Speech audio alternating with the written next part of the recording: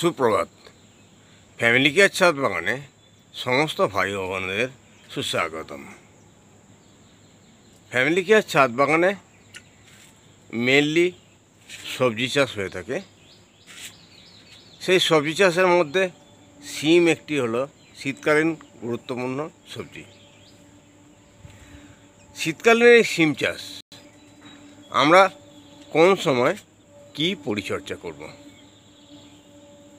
সেই নিয়েই আজকে বিশেষ আলোচনা। ফ্যামিলি কেয়ার ছাদ বাগান চ্যানেল একটি শাকসবজি চাষের জন্য একটি ইনফরমেটিভ চ্যানেল। তাই সমস্ত ভাই বোনদের বলবো, আজকের ভিডিওটা স্কিপ করবেন না। সিম চাষ সম্বন্ধে গুরুত্বপূর্ণ কিছু তথ্য আমরা আজকে এই ভিডিওতে পরিবেশন করব। পুরো সম্পূর্ণ ভিডিও দেখবেন এবং যারা এখনও ফ্যামিলি কেয়ার ছাদ বাগান চ্যানেলটি সাবস্ক্রাইব করেননি, অবশ্যই সাবস্ক্রাইব করুন এবং সঙ্গে থাকুন। আর ভালো লাগলে একটি লাইক আর কমেন্টের মাধ্যমে মতামত প্রকাশ করলে আরও কৃষি কার্য সম্বন্ধে বিশেষ অভিজ্ঞতা আমরা সকলে উপার্জন করতে পারব। যাক, আজকের সাবজেক্ট যেহেতু সিম চাষ সম্বন্ধে, আমরা সিম চাষ নিয়ে বিশেষ কিছু টিপস আজকের ভিডিওতে পরিবেশনা করব। সিম গাছে 30 থেকে 40 দিনের মধ্যে এই রকম ব্যাপক ফুল আনার জন্য, সিম গাছে প্রতিটা ফুল থেকেই সিমের উৎপাদন হয়।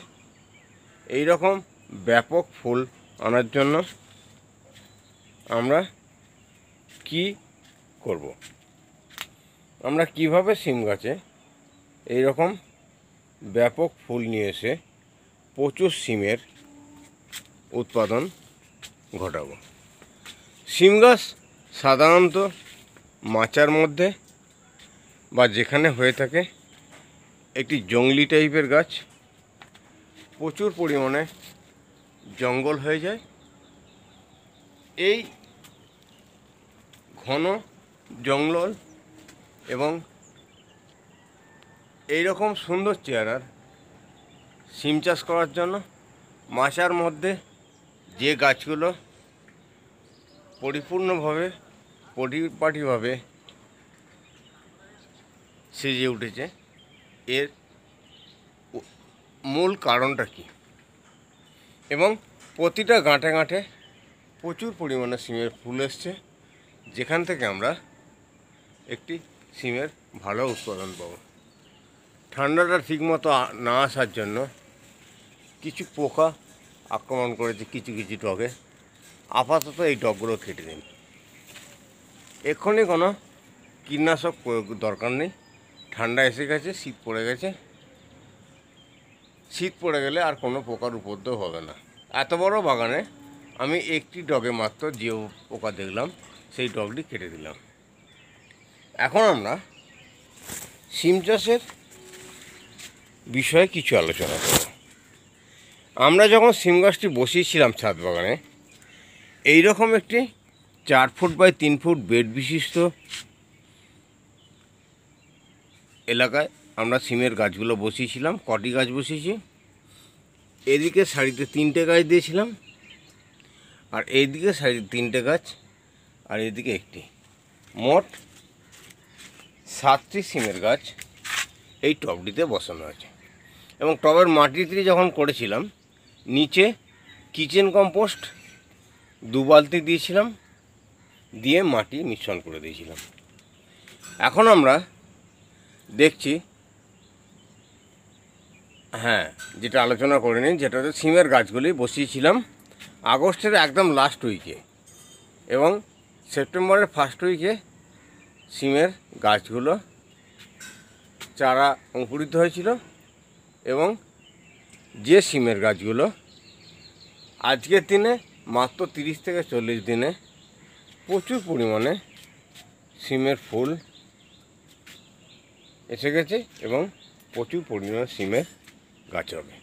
আরেকটি বেডে আমরা অপর দিকে ঠিক একইভাবে 3 ফুট বাই 4 ফুট বেডে 4টি গাছ দিয়েছিলাম। এই 4টি সিমের গাছ এখানে ভরে গেছে। তাহলে কিভাবে মাচা করতে হবে এবার যেটা আসছে আমি বীজ বপনের আগে কি খাদ্য দিতে হবে সেটা বললাম। এবার আমাদের দেখতে হবে যে এই ধরনের ফুল এবং অতিরিক্ত সিমের ফলনের জন্য আমাদের মাচাটি স্টাইল করতে হবে, যে যেমন বাঁশের পালা হয়, কঞ্চি হয়, মাচাটিকে কিন্তু সেইভাবে তৈরি করতে হবে। নিচে থেকে মাচাটি দেখুন কীভাবে তৈরি করে ওপরে তোলা হয়েছে, এবং প্রত্যেকটা সুতো ধরে ধরে গাছগুলো ওপরে উঠেছে এবং সিমের প্রচুর ফুল এসছে। এবার আমরা দেখলাম মাচায় উঠে গিয়ে উপরে ঘন জঙ্গল বিশিষ্ট হয়ে যাচ্ছে এবং প্রচুর পরিমাণে সিমের উৎপাদন হচ্ছে। সিম চাষ এমন একটি চাষ যে চাষে খরচ খুব কম, একদম নেই বললেই চলে। সেই যে মাটি তৈরি করে বসিয়েছিলাম, একটি বেডে 2 বালতি করে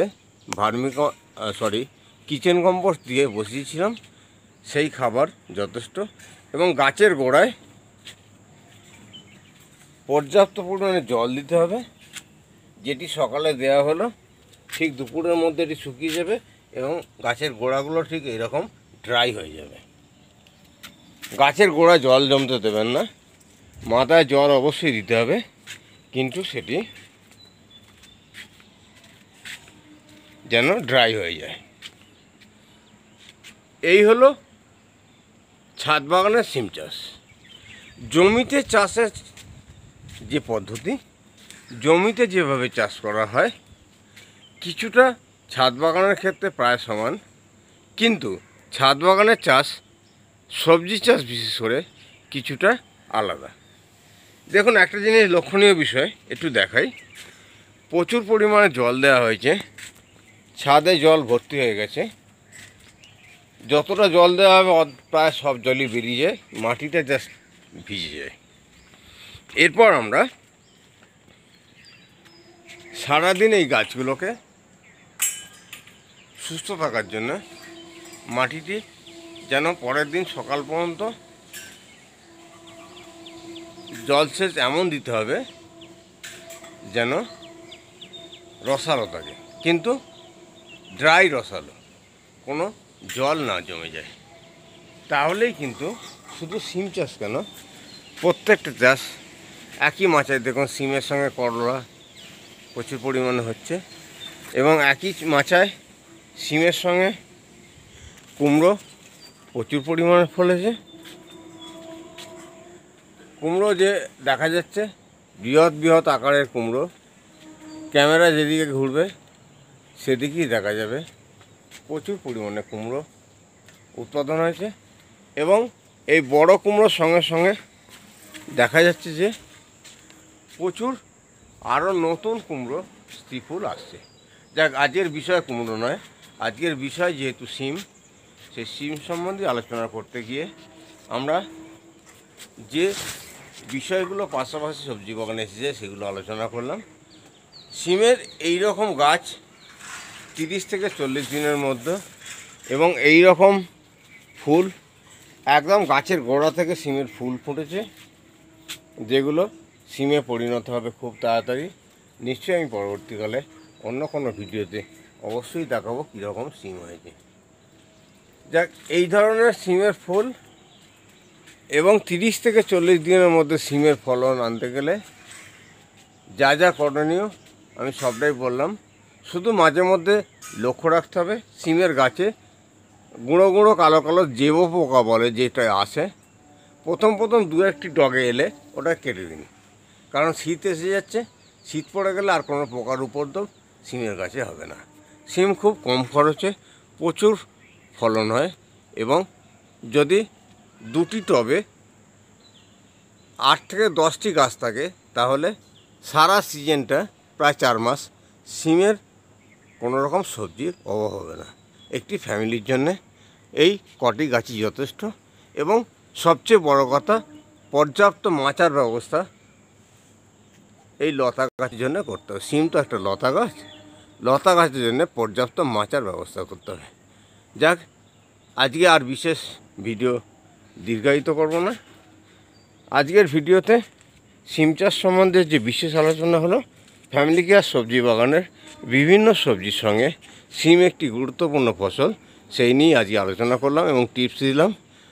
যাক, আজকের ভিডিওতে সমস্ত ভাই বোনেদের পুনরায় নমস্কার জ্ঞাপন করে এবং ভগবানের কাছে প্রত্যেকের সুস্থতা কামনা করে আজকের ভিডিও এখানেই সমাপ্ত করলাম।